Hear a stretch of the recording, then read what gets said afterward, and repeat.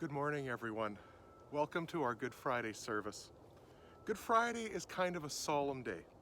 Easter Sunday is coming when we celebrate that Jesus rose from the grave, but today is a day that we remember that Jesus suffered and Jesus died for our sake.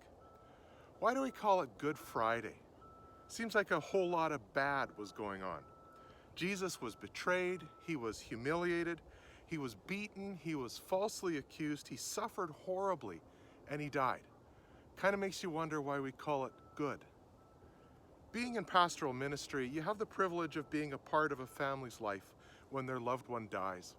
Sometimes the death of someone you love is unexpected and traumatic. Sometimes the death of someone is anticipated, and the family has the opportunity to say goodbye. But rarely do we call the death of someone good.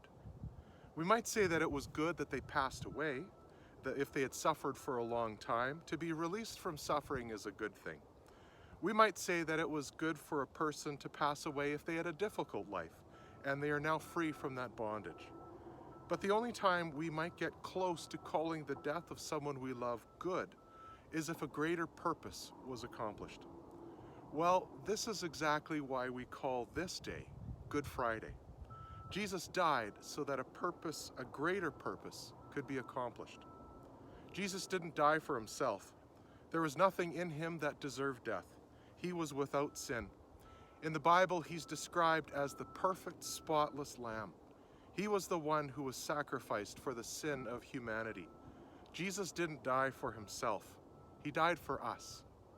Jesus knew that there was no way that we could make it to God on our own. There was no way that we could pay the penalty for our own sin.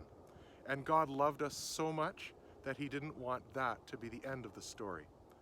So Jesus died for the greater purpose of restoring our relationship with God.